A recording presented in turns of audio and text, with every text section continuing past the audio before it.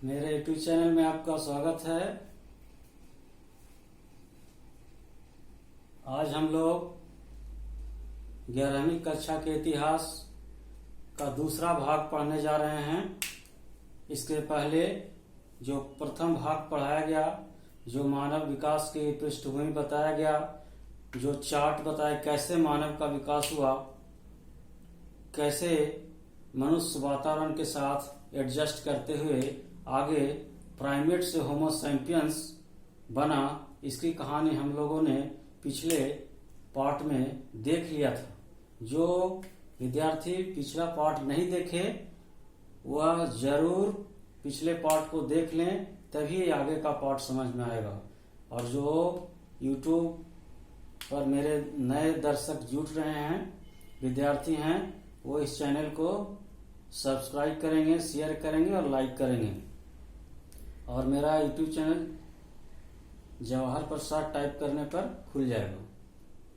तो अब देखें आज दूसरा भाग, प्रारंभिक मानव के विकास की कहानी का दूसरा पार्ट। इसमें हम लोग आज पढ़ेंगे प्रारंभिक मानव के कार्य क्या थे। तो प्रारंभिक मानव के मुख्य कार्य 4 कह सकते हैं। उनका मुख्य कार्य भोजन के इर्द गिर्द ही था, क्योंकि उस समय उन्हें कोई और विशेष आवश्यकता नहीं थी, सिर्फ पेट भरने की आवश्यकता थी। इसलिए उन्होंने जो भी कार्य किया, जो भी कार्यकलाप किया, वो भोजन के इर्द गिर्द किया। तो इसमें हम लोग देखें कौन कौन कार्य उनका था। तो सबसे पहले हम देखें उनका पहला कार्य था खाद्य पदार्थ का संग्रह करना।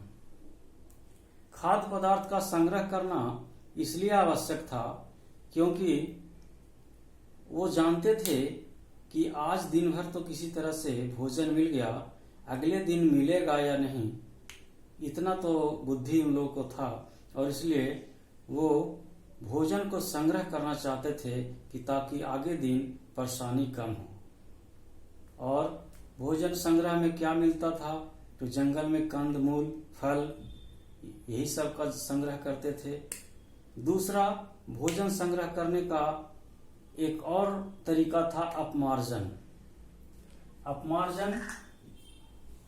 अपमार्जन का अर्थ होता है जब बड़ा जानवर जीव मर जाता था तो उसकी हड्डी में मांस मज्जा बचा रहता था, तो आदि मानव उस मांस मज्जा को खोद खोद कर निकाल लेते थे और उसको भविष्य के लिए भोजन के उपयोग करने के लिए रख लेते थे। ये उनका एक मुख्य कार्य था। तीसरा कार्य शिकार करना। आदि मानव शिकार करना जानते थे। शुरुआत में बड़े बड़े पत्थरों का उपयोग करके शिकार करना शुरू करते थे। बाद में छोटे छोटे पत्थर और धारदार पत्थर के द्वारा शिकार बड़े बड़े जानवरों का करना शुरू किए थे। तो एक प्रमुख कार्य था उनका शिकार करना। शिकार करना शुरुआत में जैसे चूहा, सांप, छुछुंदर, छिपकली, ये सब का शिकार यही सब खाते थे। लेकिन बाद में योजना बना करके जब उनका हथियार, औजार अच्छा होने लगा, तकनीकी के आधार पर अच्छा हथियार होने लगा, हल्का भी और मारक क्षमता अधिक होने लगा, तो वो बड़े बड़े जानवरों का भी योजना बनाकर शिकार करना शुरू कर दिए थे। तो शिकार का प्रमाण इंग्लैंड, दक्षिणी इंग्लैंड से मिला है, जो जगह का नाम है बॉक्स ग्रोव, और जर्मनी के सोनिजन। ये वस्तुनिष्ठ प्रश्न में पूछा जाता है, तो इसको याद रखना है कि शिकार करने का प्रमाण कहाँ मिला है। तो दक्षिणी इंग्लैंड के बॉक्स ग्रोव और जर्मनी के सोनिजन से। इस तरह से प्रारंभिक मानव शिकार करना सीख गए थे और शिकार करते थे, अपने भोजन, अपने पेट का पोषण करते थे। इस प्रकार अगला पॉइंट है खेती और पशुपालन। यह प्रारंभिक मानव ने सबसे बाद में सीखा। प्रारंभिक मानव सबसे पहले कहाँ रहते थे? जंगल और गुफा और पहाड़ में। लेकिन जैसे जैसे वातावरण बदलते गया, लोग मैदानी एरिया में आने लगे, मैदानी क्षेत्र में आने लगे, और मैदानी क्षेत्र में उनका कार्य बदल गया, भोजन प्राप्त करने का कार्य बदल गया। मैदानी क्षेत्र में न तो वो जीव जंतु थे ज्यादा, न शिकार करते थे, तो एक दूसरा ऑप्शन बना, और वो था खेती और पशुपालन। तो इस तरह से सबसे बाद में प्रारंभिक मानव ने खेती और पशुपालन करने का कार्य शुरू किया। खेती में जो अनाज उपजाते थे वो प्रमुख था जौ, गेहूं, चावल, बाजरा इत्यादि। ये सब प्रमुख अनाज थे जिसका वो खाने में प्रयोग करते थे। अब हम लोग प्रारंभिक मानव के कार्य के बाद देखें प्रारंभिक मानव रहते कहाँ थे और किस प्रकार से वो अपने वातावरण के समस्याओं से जूझने के लिए आवास का निर्माण करते थे। तो सबसे पहले प्रारंभिक मानव जब कुछ नहीं था शुरुआत में, और न उतना उनका मानसिक विकास हुआ था, तो वैसी स्थिति में उन्होंने पेड़ पर रहना सही उचित समझा। और जिस प्रकार से अन्य प्राणी जानवर जंगल में पेड़ पर रहते थे, प्रारंभिक मानव जैसे होमोनिड भी पेड़ पर रहते थे। लेकिन धीरे धीरे उनका मानसिक विकास होते गया और वो पेड़ से उतरकर धीरे धीरे पहाड़ों पर गुफा बना हुआ था उसमें रहना शुरू किया। और जब मानसिक विकास हुआ तो धीरे धीरे खुद लकड़ी के टहनी, घास फूस से छाकर छोटे झोपड़ी के आवास बनाना शुरू कर दिया। इस प्रकार से उनका जैसे जैसे मानसिक विकास हुआ, उन्होंने अपने आवास में परिवर्तन किया और मौसम के अनुसार आवास को बनाना शुरू किया। तो यह कैसे पता चला कि जब पुरातत्वविदों ने स्थलों की खुदाई की तो निष्कर्ष निकाला, जैसे जर्मनी का 2 स्थान है, लेजरेट और टेरा अमाटा, ये 2 जगह से आवास का प्रमाण मिला है। तो उन्होंने ये कैसे पता लगाया? तो इसका पता लगाया कि कहीं कहीं स्थलों की जब खुदाई हुई तो वहां बहुत सारे औजार मिले पत्थर के। तो बहुत सारे औजार जब पत्थर के एक साथ मिले तो पुरातत्वविदों ने अंदाजा लगाया कि जरूर यहाँ रहने का जगह होगा, आवास होगा, तभी यहाँ अपने हथियार को, औजार को रखते थे। क्योंकि हम लोग भी अपने घर में ही रखते हैं सब औजार हथियार, उस तरह से ये अंदाजा लगाया गया। और इस तरह से उपकरण मिला, उपकरण का साक्ष्य जो मिला वो मिला केन्या में किलोबे और ओलोजेरसाइली जगह, 2 जगह याद रखना है जहां से बहुत सारे औजार एक साथ मिले हैं। केन्या के किलोबे और ओलोजेरसाइली, ये 2 स्थान है जहां से बहुत सारे औजार मिले। तो इसको याद रखना है, पूछा जा सकता है वस्तुनिष्ठ प्रश्न में। इसके बाद गुफा का प्रमाण मिला दक्षिणी फ्रांस के लेजरेट, और घास फूस से बनाया हुआ आवास मिला टेरा अमाटा जगह से। तो ये टेरा अमाटा जगह से जो घास फूस का बनाया हुआ छप्पर है वो एक चट्टान के सहारे लगाकर और उसे रहने के लिए घर बनाया गया है। तो इस तरह से रहने का गुफा और आवास का प्रमाण दक्षिणी फ्रांस से मिला है, लेजरेट और टेरा अमाटा से। इसको याद रखना है, वस्तुनिष्ठ प्रश्न में पूछा जाएगा। इसके बाद आवास के बाद प्रारंभिक मानव के औजार निर्माण के बारे में हम लोग जानेंगे। प्रारंभिक मानव का औजार क्या था? तो शुरुआत में थोड़ी चर्चा किया था कि प्रारंभिक मानव शुरुआत में बड़े बड़े पत्थरों का उपयोग करते थे। बड़े बड़े पत्थर जो हाथ से फेंका जाता था, जिसे हैंड एक्स बोला जाता था अंग्रेजी में, और हिंदी में हस्त कुठार। तो अगर प्रश्न पूछा जाए कि पहला औजार क्या था जो प्रारंभिक मानव प्रयोग करते थे, तो वह था हस्त कुठार या हैंड एक्स।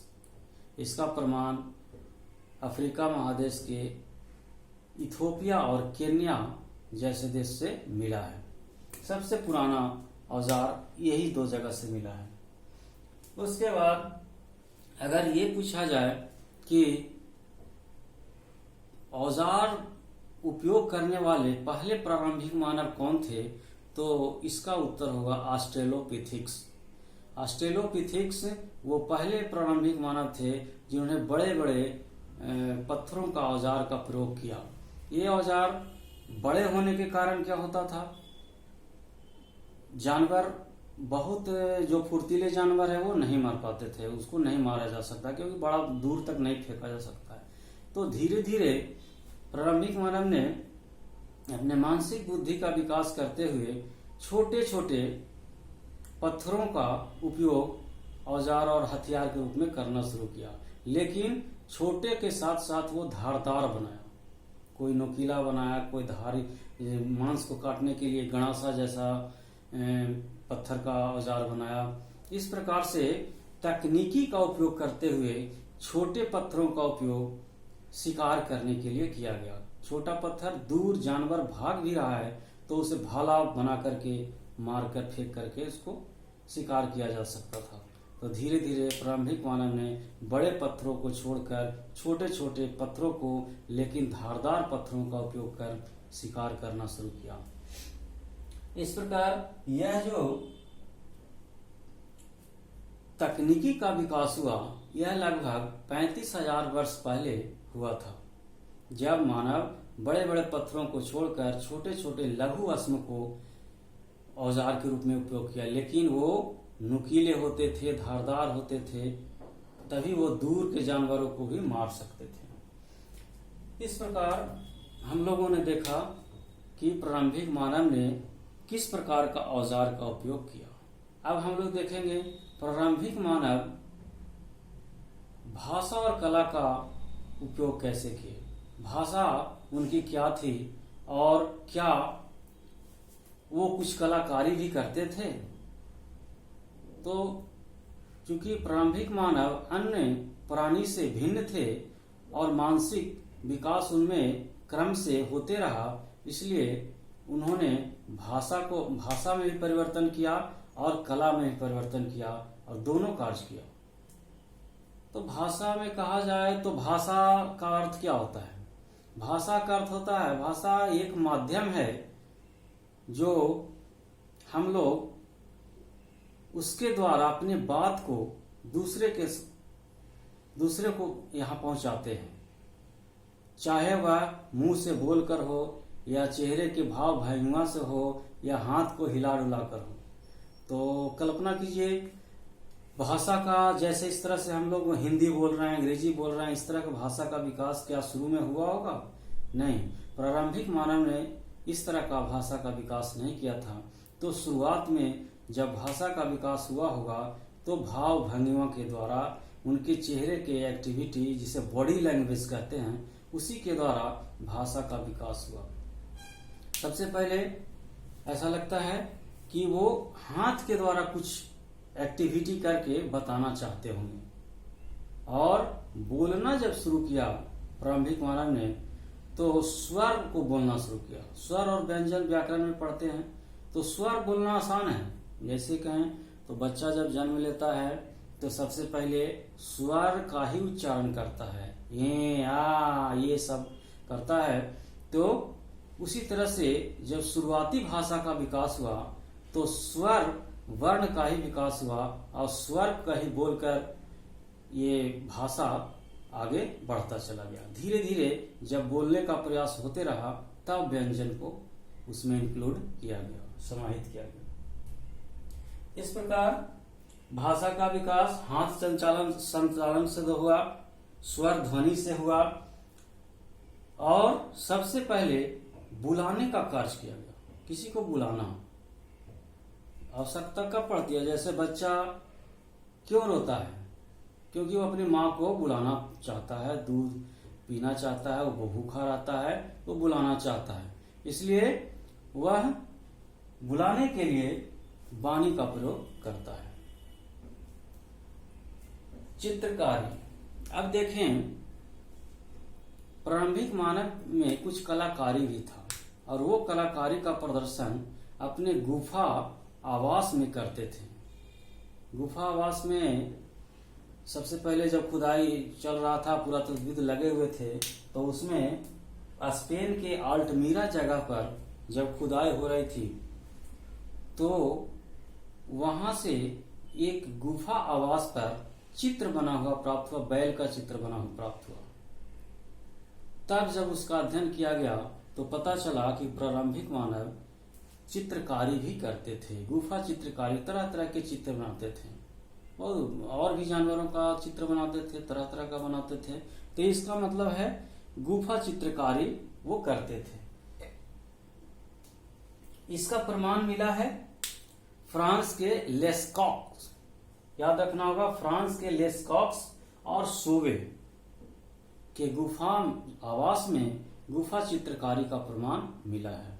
और भारत में कहें तो भारत में मध्य प्रदेश राज्य में भीमबेटका जगह पर गुफा चित्रकारी के बहुत सारे प्रमाण मिले हैं। तो इस प्रकार हम लोगों ने 2 भाग में प्रारंभिक मानव समाज के बारे में जाना। समय की शुरुआत से जो चैप्टर 11वीं क्लास का इतिहास है उसका हम लोगों ने अध्ययन किया। तो इसे बार बार इस वीडियो को देखना है, पूरा वीडियो देखें तब समझ में आएगा। वीडियो पूरा देखने के बाद ही समझ में आता है, बीच में 1-2 मिनट में नहीं समझ में आएगा। इसमें जितने भी ऑब्जेक्टिव है वो सब ऑब्जेक्टिव आ गए, इससे ज्यादा ऑब्जेक्टिव नहीं पूछा जाएगा। और सब्जेक्टिव भी लिखना है तो पॉइंट वाइज आप लिख सकते हैं। जैसे प्रारंभिक मानव के कार्य, तो ये 4-5 पॉइंट, जो 5 पॉइंट लिखा गया है इससे एक्सप्लेन कर दें, एक्सप्लेन किया गया उसी को लिख देना है। उसके बाद प्रारंभिक मानव के आवास के बारे में अगर लिखना हो तो एक्सप्लेन कर सकते हैं। उसके बाद प्रारंभिक मानव का औजार कैसा था, इस पर हम लोगों ने वर्णन किया। और भाषा और कला, एनसीईआरटी के किताब में इसी प्रकार से पॉइंट वाइज वर्णन है और उसी का मैं वर्णन कर दिया हूं। और ये 2 पार्ट देख लेने के बाद प्रारंभिक मानव का विकास यानी समय की शुरुआत से पूरा चैप्टर हो गया। इतना के बाद कंप्लीट हो जाएगा। इसमें जो ऑब्जेक्टिव निकलता है उसको आप नोट कर लें, उसी को रट लें, उससे ज्यादा नहीं आएगा। तो आज हमारा पहला चैप्टर 2 भाग में समाप्त हुआ। आगे हम लोग 11वीं कक्षा के दूसरे चैप्टर में चलेंगे। तब तक के लिए धन्यवाद।